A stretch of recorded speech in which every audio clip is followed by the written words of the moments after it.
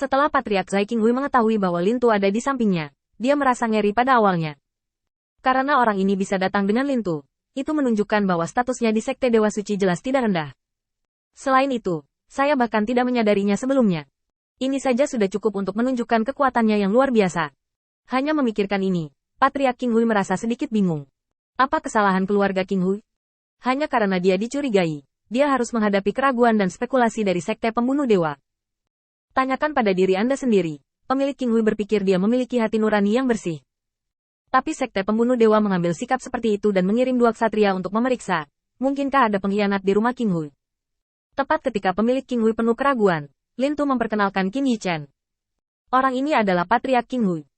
Qin Yichen melirik Patriark Qinghui, melangkah maju, dan membungkuk sedikit ke arahnya.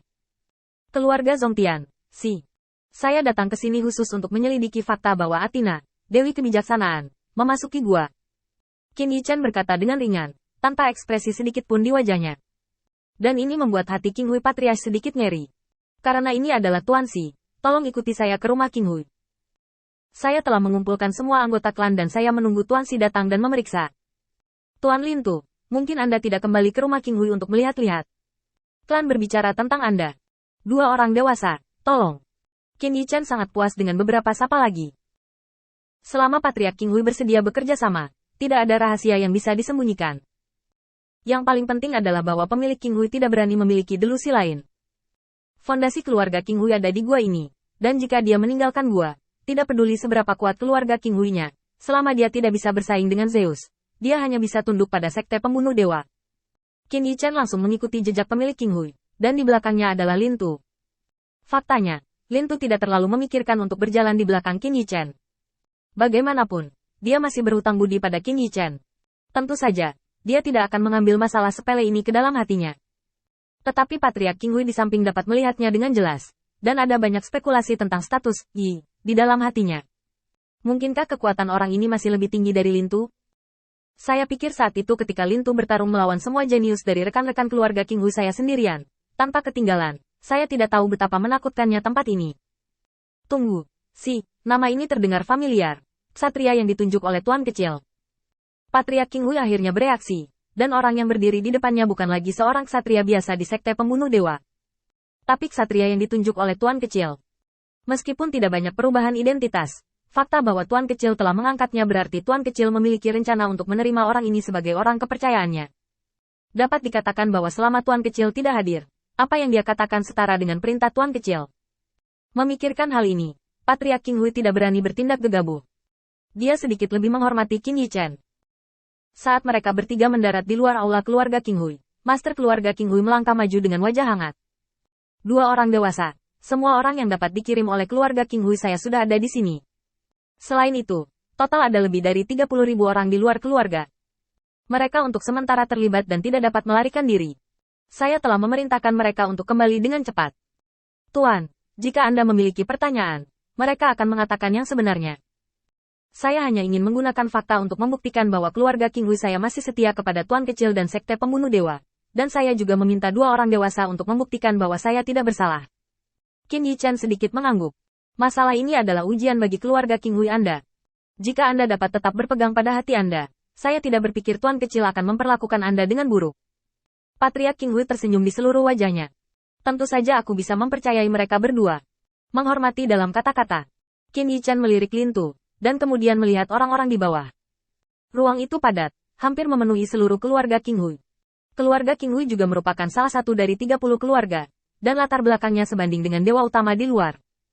Dengan perkembangan lingkungan seperti Dongtian, dan ketenangan ratusan juta tahun, tidak mengherankan bahwa ada begitu banyak elit. Ketika Lin Tu melihat Qin Yichen menatapnya, tentu saja dia mengerti apa yang dia maksud. Jangan khawatir, kamu bisa memeriksanya. Saya tidak akan mendukung pasukan klan saya.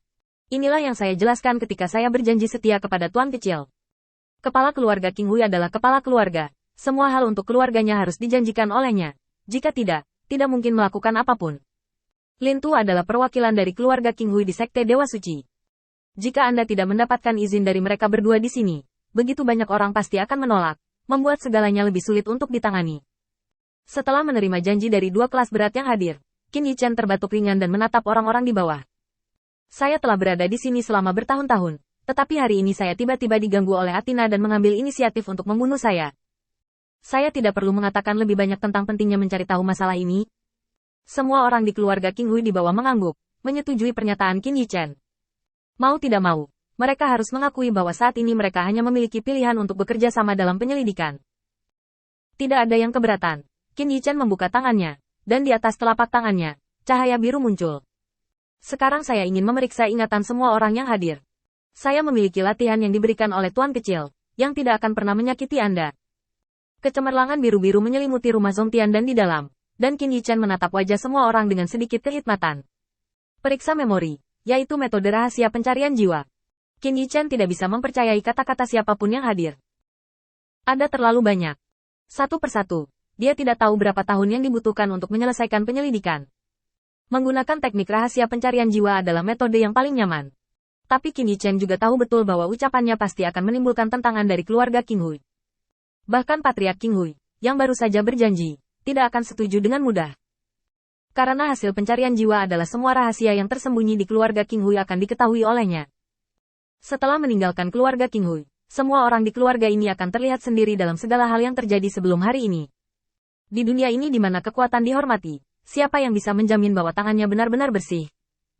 Begitu skandal mereka sendiri terbongkar, kemungkinan besar status mereka akan terguncang oleh reputasi mereka. Selain hal-hal eksternal seperti reputasi, ada juga latihan yang mereka praktikkan, rahasia latihan, dan bahkan kelemahan fatal yang tidak pernah mereka ceritakan kepada siapapun. Ini semua terkait dengan kehidupan mereka. Tidak ada yang mau mengambil kelemahan mereka dan menunjukkannya di depan umum. Ini hampir menyerahkan nyawanya. Benar saja. Tepat setelah suara Qin Yichen jatuh selama 2 napas, ledakan ketidakpuasan pecah di rumah King Hui.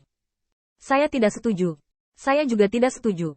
Hanya karena kecurigaan bahwa kami harus bersaksi dengan hidup kami. Saya tidak pernah bisa menerimanya. Kami dapat menerima persyaratan apapun, tetapi kami tidak dapat menyetujui masalah ini.